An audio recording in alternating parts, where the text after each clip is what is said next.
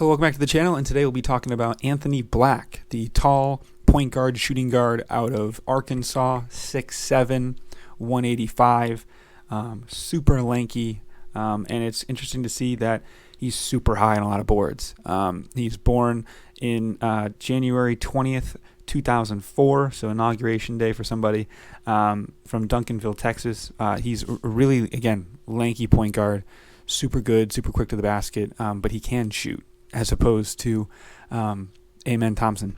Now, looking at Anthony Black, he was in a really good system at Arkansas. He was able to shoot it when he needed to. He could run the offense, surrounded by a lot of NBA talent with Musselman out there. And he's got a really good jumper. He's figuring it out. It's getting better as time went on through the season. His NBA comparison is Josh Giddey. I think it's really interesting when players get a comparison super early into the season. Like, you look at it and it's like, or super early in their careers, which means it's a new type of position. And it's this point guard type, point forward, super lanky, skinny guy. I mean, he's 185, 6'7". That's crazy. He can put a ton of muscle on. He's got a really good defense. He's a pass-first guy, which you like to see, but he can shoot it if he needs to. He could probably be a really good 2-guard in this league, if not a 3, just based on how big he is. But we're also seeing a lot of these point guards coming out nowadays are 6'5", 6'6", 6'7", which is insane. But you can have super tall guys on the floor. The pick and roll in today's NBA, it's just mismatch city. And he's got some questions to his toughness and leadership here, I guess. And Nick Smith, his teammate, who will also be going in the lottery, kind of took the team from him, according to this guy. And people don't know how they think about that's going to end up working. And it's interesting because he's getting mocked to around the Wizards area. And obviously the Wizards are shopping Bradley Beal pretty actively right now at the time of recording. He's not been traded to the Suns yet, but it looks like it's pretty much inevitable. But it's crazy he's only getting for Chris Paul and Landry Shamet or something like that. It's crazy how it's not that crazy, not that high. But we'll see if that ends up actually happening, because that trade makes no sense to me. But if Bradley Beal trades more likely than not. It doesn't matter if he's going to the Suns or not. If he leaves, you're probably not going to get a super good point guard back. You know, he can be the point guard on the Wizards, you know, with maybe a Tyler Hero if you trade him to Miami. That could be a good young backcourt, young scoring backcourt. You know, Tyler Hero can kind of make it his team. Anthony Black can be a good support character around that. So he's a smooth athlete, solid body control and leaping ability, will improve his explosiveness in time with NBA training program. He's got 4 assists a game as a freshman in the SEC, which is unbelievable. I know it's super low in the NBA, but you know, college assists are harder than NBA assists based on the assist rules. Plays unselfishly, rather steady than flashy, promising floor vision you'd expect from a taller guard. Likes to play in the pick and roll game, especially when finding shooters and cutters. With some of Arkansas's many contributors were healthy early in the season.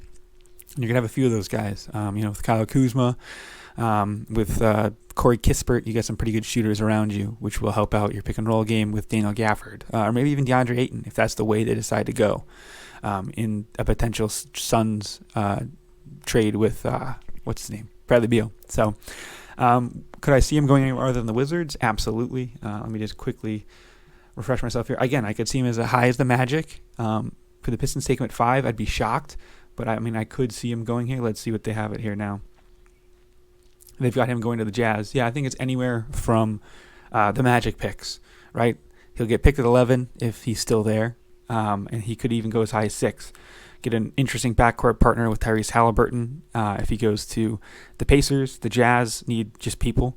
And I think he could be an interesting 2-guard to Luka if he goes with Luka and Kyrie on the Mavs. But there's another ball-dominant guy, maybe not the greatest. Or you see the Raptors try to trade up and get him as a Fred VanVleet replacement. So, yeah, this is just another good trade option, a potential option with if the Pistons trade, he could be there at 10. That could be a really interesting pick. So just thought I'd get it out there and get the rest of the top 10 in there outside of the crazy guy, Mr. Wembanyama, who's obviously won.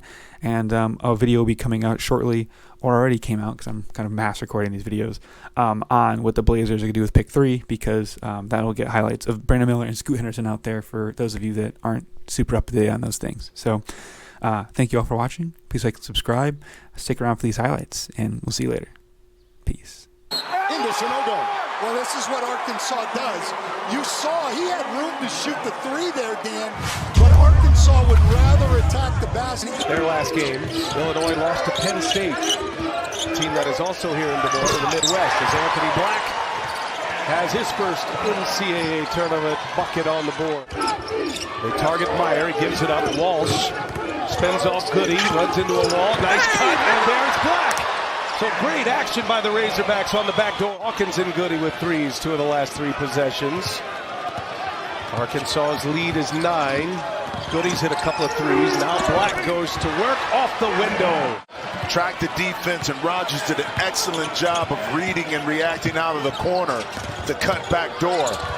Black, nice little teardrop.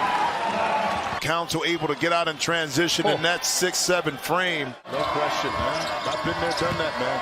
Got to figure out a way to block it out and still try to be effective if your team needs you. There you go. Black gets one inside. That'll heal you up a little. On that particular possession. Good stand by Kansas. Ejiofor will get it to Grady Dick. And Dick guarded by Black. I think you got a piece. Both teams in the bonus right now. Next Kansas foul will put Arkansas at the line for a 1-and-1. Gonna have a lot of free throws to determine this one. Walsh, no hesitation. Cash! He has, in the words of this team, been the X factor for the Razorbacks. Black is open off that baseline. Into Sanogo. Well, this is what Arkansas does. Back the basket, great drive by Black, and an and-one possibility for the Razorbacks. They started a good part of the year. Black drives into Newton. Wow, Black is really on the attack. On 2 of the last 4 possessions, 1 was a block shot, but they've got to convert it this end. Black into Sanogo. Especially assist numbers. Yeah. And he's got 3 assists already today. Sanogo. I was going to say make that 4, but Sanogo robbed him of an assist. There's a big guy standing right there. 7-2, and he swats at that shot. Johnson got it, though. And it's a 3 put down. Anthony Black, only a 30% three-point shooter, and a steal. He takes it back in and fouled by Curry. That's his 4th offensive rebound of the night. Really working and getting that ball to Black, and then Black, big-time steal, and gets to the free throw line. 19 assists on 27 made baskets. For the game, Connecticut shooting 59%. Black